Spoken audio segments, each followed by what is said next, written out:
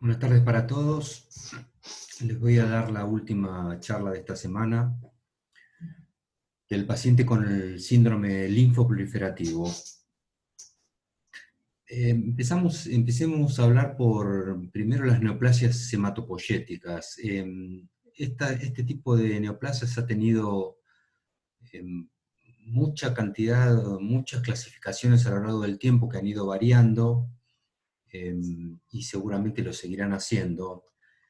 Hoy en día la que está vigente es la de la Organización Mundial de la Salud del año 2016, pero si ustedes leen van a ver que antes hubo muchísimas otras y cada vez son mayor el número de este tipo de neoplasias.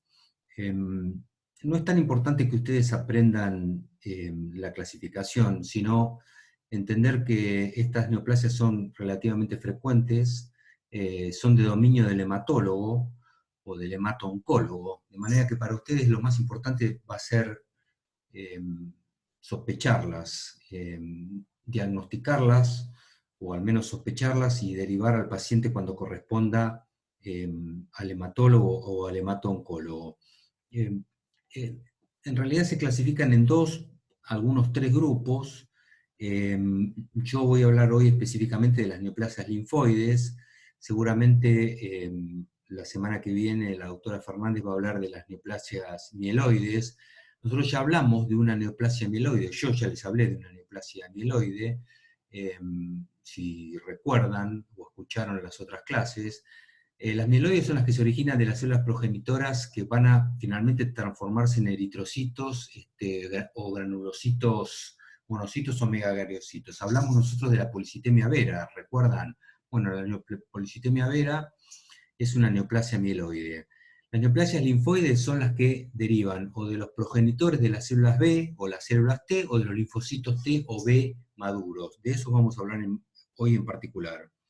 Y luego están las neoplasias histocíticas o dendríticas, pero en general a estas últimas se las considera junto con las neoplasias linfoides. Aquí tienen un gráfico que tomé de una clase del doctor Cordini, pero que sirve gráficamente para que ustedes vean las neoplasias mieloides, de las que les va a hablar la doctora Fernández. Acá aparecen también otras que yo ya mencioné, que son bastante comunes, que son los síndromes mielodisplásicos. ¿Se acuerdan que cuando hablamos de anemias, de las anemias por compromiso medular, de esas anemias que eran normocíticas y normocrómicas, hablamos que una forma de presentación de los síndromes mielodisplásicos son estas anemias, sobre todo estas anemias crónicas, y sobre todo estas anemias crónicas que son refractarias al tratamiento. Cuando esto aparece, sobre todo en una persona mayor, hay que sospechar un síndrome mielodisplásico. De esto también seguramente va a hablar la doctora Fernández la semana que viene. Nosotros nos vamos a enfocar de este lado con las neoplasias linfoides y también las podemos dividir en dos grandes grupos.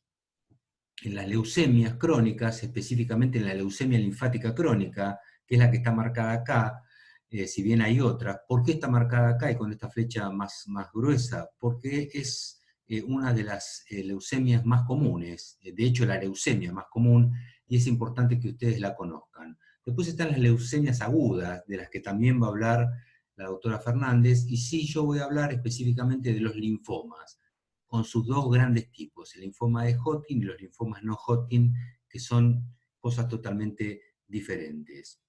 ¿Qué otro concepto tienen que tener ustedes en mente?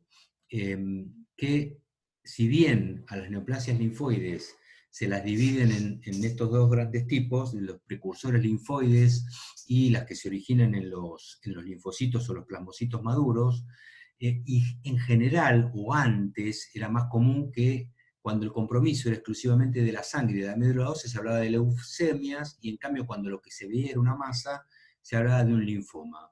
Hoy se sabe que esto varía y que un linfoma puede evolucionar en la leucemia y una leucemia se puede presentar como una masa, y en las clasificaciones van a ver que los nombres son leucemia o linfoma, y entonces, ¿cuál es la conclusión? Que en la actual clasificación, el diagnóstico que da la OMS no depende tanto de la localización, de dónde están las células, si están en la sangre, si están circulantes, si están solo en la médula, si están en un ganglio, sino que lo más importante hoy en día es la inmunofenotipificación y los hallazgos genéticos. Por eso es tan importante la ayuda del hematólogo, siempre el estudio de la médula ósea y los estudios de citometría de flujo.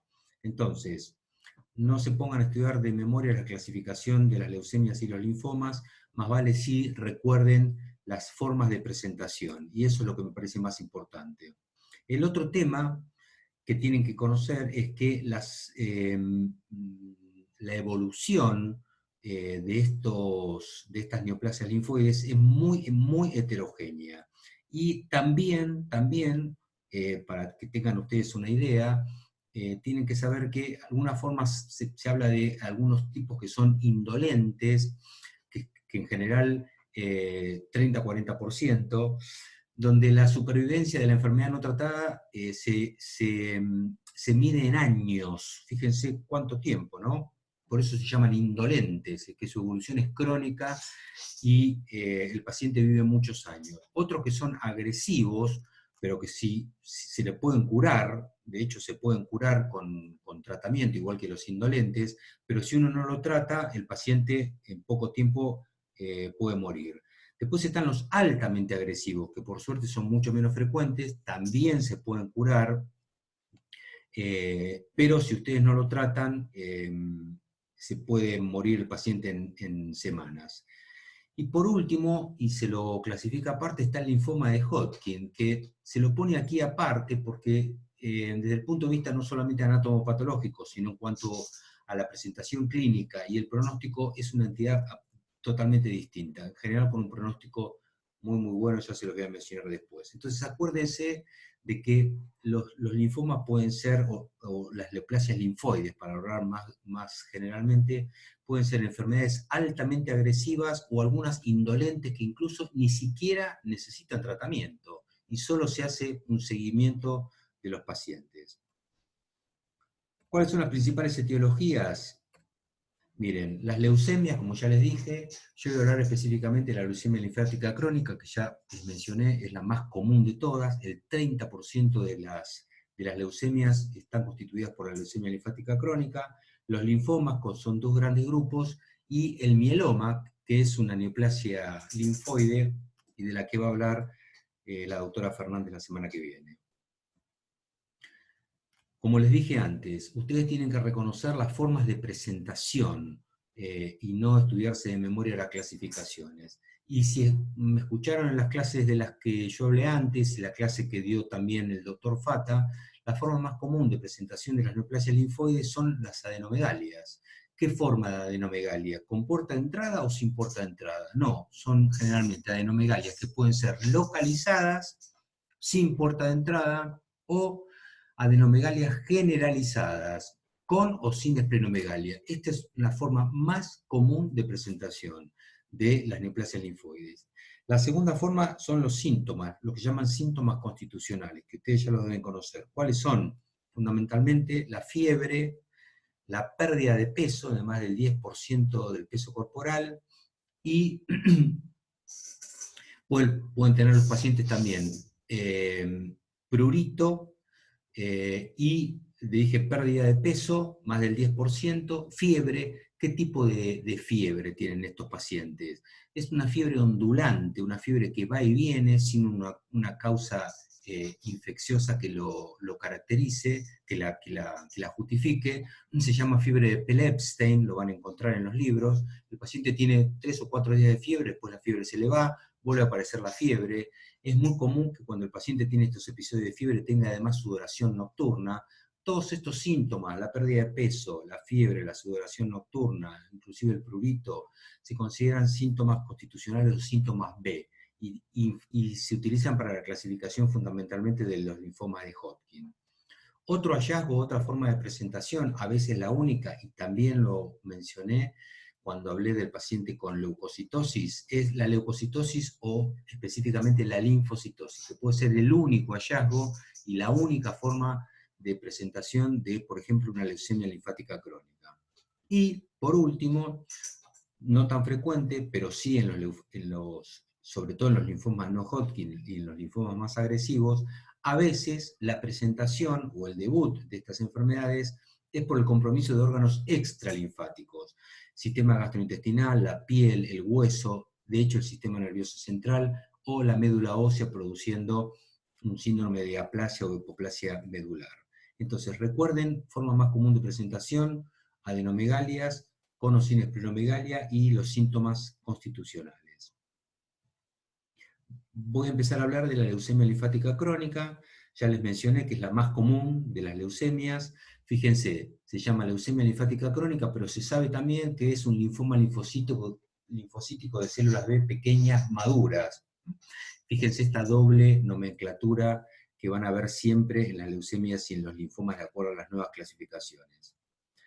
Bueno, más frecuente en hombres, su incidencia aumenta con la edad, cuanto más grande sea la persona en general aparece después de los 60 o 70 años, más chances hay de padecer esta afección. En general es asintomática y se descubre por azar. ¿Cómo se descubre? Pidiendo un hemograma, ya se los mencioné, y el hallazgo de leucocitosis, fundamentalmente de linfocitosis, más de 5.000 linfocitos por milímetro cúbico por microlitro. Esto ya puede ser un indicador de sospecha de esta enfermedad.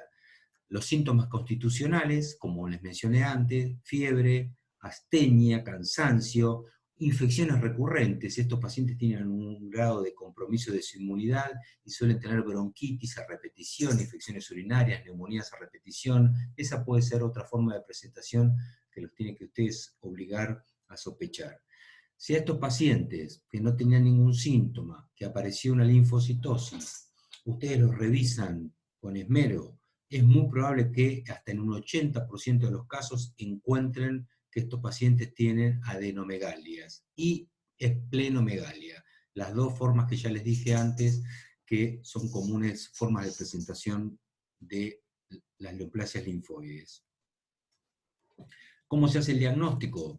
Bueno, básicamente por el hallazgo de linfocitosis absoluta, como ya les dije antes, pero exige además un estudio de citometría de flujo para encontrar justamente lo que hace el diagnóstico, que es la clonalidad de los linfocitos B circulantes.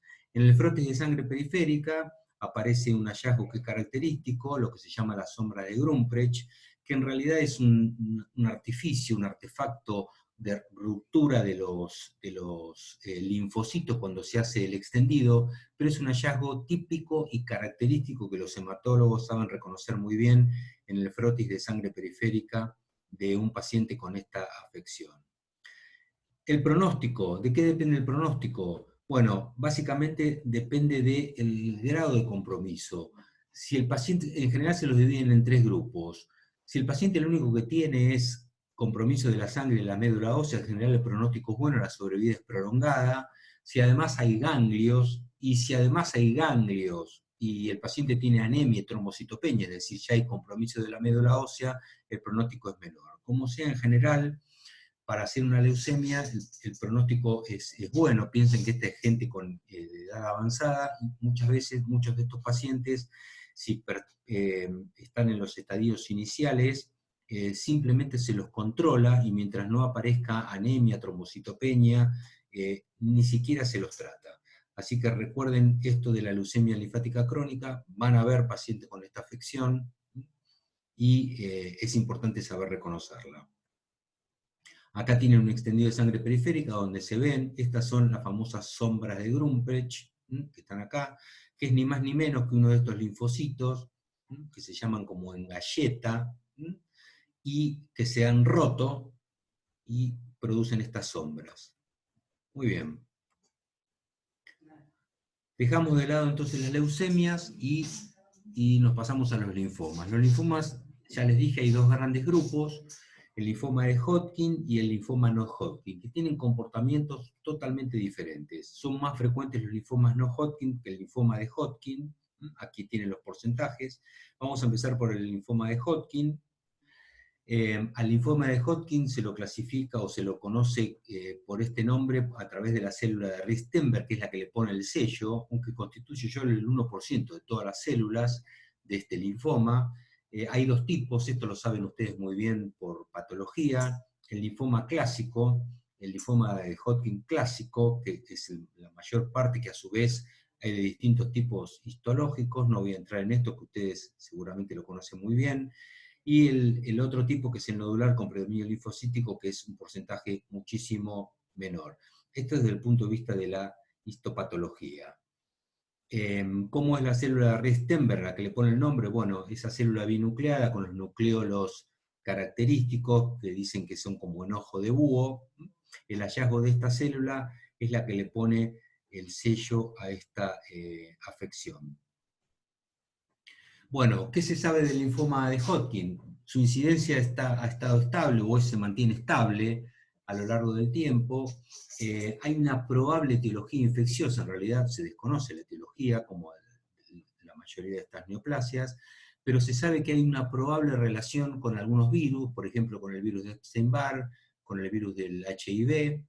Tiene una distribución bimodal de manera característica, aparecen individuos jóvenes en la tercera década de la vida, pero a partir también de la novena década. ¿Cómo se disemina este linfoma? Por contigüidad, a diferencia del linfoma no-Hodgkin, que tienen diseminación hematógena, y en general la forma de presentación típica es el compromiso supradiafragmático. ¿Y cómo suele ser? También es un paciente que se presenta, creo que yo les mostré ejemplos cuando hablamos del paciente con adenomegalia, el paciente con una adenopatía cervical de crecimiento subagudo, lento, sobre todo, como le dije, en el cuello. También una forma de presentación son las masas mediastínicas, que a veces son un hallazgo casual en una radiografía de tórax pedida por otro motivo. Y muchas veces los pacientes tienen los síntomas característicos de los que yo les hablé antes: la fiebre mayor de 38 grados centígrados, la sudoración nocturna y la pérdida de peso. Todas estas son las formas de presentación del linfoma de Hodgkin. Les dije antes que el pronóstico es bueno, estos pacientes prácticamente se curan todos. Fíjense que la sobrevida a los 5 años es de más del 85%, por eso es que se la considera como una entidad aparte.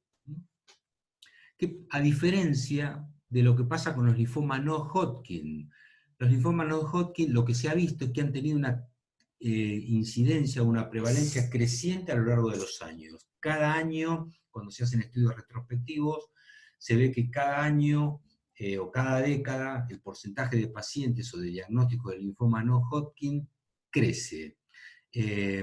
La mayor parte de los linfomas no Hodgkin son de células B, 80-85%, y solo un 15 a 20% son de células T. Son más comunes en los ancianos, en pacientes de edad más avanzada, y esta incidencia creciente pareciera tener que ver con exposición a químicos, con el uso de los inmunosupresores asociados a las enfermedades autoinmunes y a las inmunodeficiencias. Y también parece haber una relación de los linfomas no Hodgkin con agentes infecciosos como el virus de Epstein-Barr, ya se los mencioné antes para el Hodgkin, el HIV, el virus de la hepatitis, el HTLV y también el Helicobacter pylori.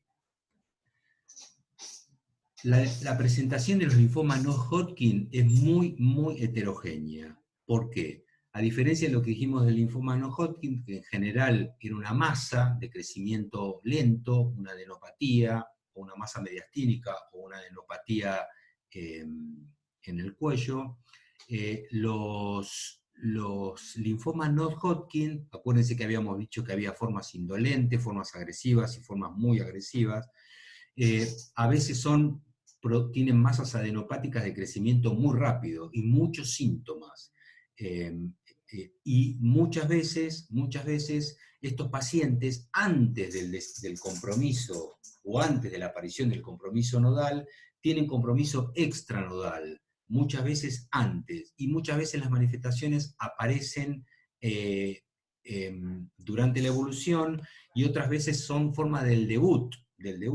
Un paciente puede tener manifestaciones gastrointestinales, por ejemplo, un cuadro de oclusión intestinal, el desarrollo de ascitis, manifestaciones del sistema nervioso central que constituyen verdaderas urgencias oncológicas, como puede ser convulsiones, o un síndrome meningio, o un cuadro de compromiso medular o de afectación medular. Bueno, fíjense qué formas tan heterogéneas que tienen de presentarse los linfomas no Hodgkin. También pueden dar fiebre de origen desconocido. Les hablé de las manifestaciones gastrointestinales, les hablé de las manifestaciones neurológicas, y estos pacientes pueden tener también compromiso y afectación importante de la médula ósea y presentarse como una forma de pancitopenia, es decir, o una anemia o una pancitopenia, pueden tener hipercalcemia, aumento de la LDH, y ya les hablé de las posibles emergencias oncológicas desde el inicio de la enfermedad. Para todos los linfomas, esta clasificación se hizo en general ya les hablé los dos tipos de linfoma, los Hodgkin y los no Hodgkin, las dos formas distintas de presentación. Es importante que ustedes sepan que siempre que se hace un diagnóstico de un linfoma, sea Hodgkin o no Hodgkin, es muy importante la estadificación. Y la estadificación se basa en esta clasificación de Ann Arbor, que ustedes la tienen que conocer, no tienen que saberla de memoria, pero esto tiene mucho que ver porque de acuerdo a esta clasificación se planifica el tratamiento y se puede más o menos prever el pronóstico, y esto tiene que ver con el grado de compromiso y la extensión de la enfermedad. Los pacientes que están en estadio 1 generalmente tienen un solo grupo ganglionar o una estructura ganglionar. Los que están en el estadio 2 tienen ya dos grupos ganglionares, pero de un mismo lado del diafragma. El estadio 3 es cuando hay a ambos lados del diafragma, y el compromiso, se habla de estadio 4 cuando hay compromiso de estructuras extraganglionares. Ya se los mencioné antes, a los pacientes, además del número, se les pone una letra, A sin síntomas o B con síntomas, y después hay otras letras que se utilizan para la nomenclatura. No es tan importante, pero sí que se acuerden de los estadios, porque esto es muy importante para que uno pueda entender cuál puede ser el pronóstico y el grado de compromiso de esta afección. Acá tienen una forma de presentación de lo que podría ser un linfoma tanto Hodgkin como no Hodgkin. Este es un paciente con un linfoma no Hodgkin, pero en el que apareció una masa mediastínica, y esta es una forma, como ya les dije antes, que puede presentar tanto los linfomas Hodgkin como los linfomas no Hodgkin, y muchos de estos tienen un compromiso agresivo. ¿Cómo se hace el estudio de un paciente en que se sospecha una neoplasia linfoide? Muchas de las cosas ya se las he mencionado. Desde luego la anamnesis y el examen físico, buscando los antecedentes de los síntomas constitucionales, la pérdida de peso, la sudoración nocturna, la fiebre, inclusive el prurito. El estudio de sangre periférica, donde va a aparecer la anemia, la pancitopenia, la linfocitosis. El diagnóstico por imágenes, fundamental, el diagnóstico por imágenes, que radiografía de tórax, en la que de hecho puede ser el punto inicial de partida del diagnóstico, pero más importante es hacer una tomografía de tórax, de abdomen y pelvis, y esto tiene que ver con la estadificación, y lo mismo pasa con la resonancia magnética. En realidad lo que se usa es la radiografía de tórax, abdomen y pelvis, para hacer, habría que agregar el cuello acá también, para hacer la estadificación, y hoy en día se utiliza también, sobre todo para ver el grado de compromiso, y más aún para ver el grado de respuesta al tratamiento, la tomografía por emisión de positrones y la fusión PET-TC, que ustedes ya deben conocer. Esto se hace con fluoro de desoxiglucosa, y ¿cuál es el fundamento de este método? Que estos tumores tienen una alta actividad metabólica, por lo tanto captan este radiomarcador, que es la 18-fluorodesoxiglucosa. Acá tienen un ejemplo de un paciente, fíjense, todo lo que se ve acá marcado, hay compromiso del vaso, del hígado, de un montón de ganglios, fíjense que hay por debajo y por arriba del diafragma, aquí en el cuello. Este es todo el compromiso que tiene este paciente, y esto es después de que al paciente se lo trató. Fíjense cómo varió de manera característica, y esto se utiliza hoy en día para hacer, insisto, no solamente el diagnóstico y estadificación de la enfermedad, sino sobre todo para ver la evolución y la respuesta al tratamiento. ¿Cómo se completa el tratamiento? ¿Cómo se confirma el diagnóstico? El diagnóstico a través de la biopsia ganglionar.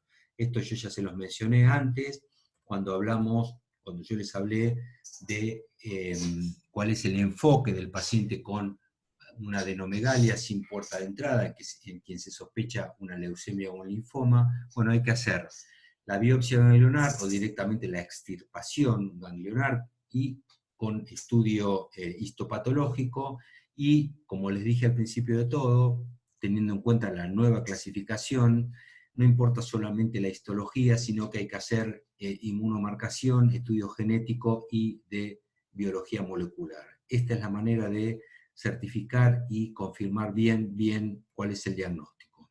Y desde luego estos pacientes, y esto forma parte de la estadificación, siempre siempre hay que hacerles un estudio de la médula ósea. Vamos a hacer una síntesis conceptual. Acuérdense, las neoplasias linfoides pueden presentarse tanto como leucemias o como linfomas y evolucionar de una forma a la otra. Lo que al principio parecía ser una leucemia termina siendo, se transforma en un linfoma y viceversa. El grupo etario es muy amplio y son muy variables las formas de presentación, desde formas absolutamente indolentes hasta formas gravísimas y muy agresivas. Pueden aparecer en jóvenes, sobre todo el linfoma de Hodgkin, y en pacientes de edad muy avanzada, en este caso más la leucemia linfática crónica o los linfomas no Hodgkin. ¿Cuándo hay que pensarlo? Siempre frente a la presencia de adenomegalias, de esplenomegalia o de leucocitosis con linfocitosis. Acuérdense, la forma más común de presentación son las adenomegalias y la esplenomegalia. El doctor Fata también hizo mención a que el hallazgo de una esplenomegalia puede ser la puerta de entrada o el inicio de un posible linfoma, de una posible leucemia. De hecho, las esplenomegalías más grandes son generalmente las que se asocian con las leucemias, la leucemia mieloide crónica y la leucemia linfática crónica. Y acuérdense siempre la adenomegalia, no una adenomegalia pequeña, aguda, sino esa adenomegalia que lleva mucho tiempo, que ha ido creciendo y que tiene características de un ganglio patológico. Acuérdense el aumento de la consistencia, la adherencia a los planos profundos, sobre todo en el cuello, pero puede aparecer en las ingles, puede aparecer en las axilas. Entonces, siempre estar atento que este puede ser el inicio de una leucemia o un linfoma. Los síntomas constitucionales los tiene que tener en cuenta, un paciente con una fiebre sin una causa clara, la sudoración, sobre todo la sudoración nocturna, la pérdida de peso inexplicada, sobre todo cuando es de más del 10% del peso corporal, y hecho el diagnóstico o hecha la sospecha, es imprescindible hacer una estadificación y la obtención de material de los ganglios para hacer la clasificación histológica, inmunofenotípica y el estudio de la médula ósea. Acuérdense, estos pacientes son de manejo del hematólogo o el hemato-oncólogo. La obligación de ustedes será sospechar el diagnóstico y indicar el estudio histológico y rápidamente derivar al paciente al hemato-oncólogo. El pronóstico, ya se lo dije también, es muy variable, de las formas más benignas hasta las agresivas, pero que tienen tratamiento y se curan, pero es muy variable de acuerdo, cuando lean la clasificación, de acuerdo al tipo histológico.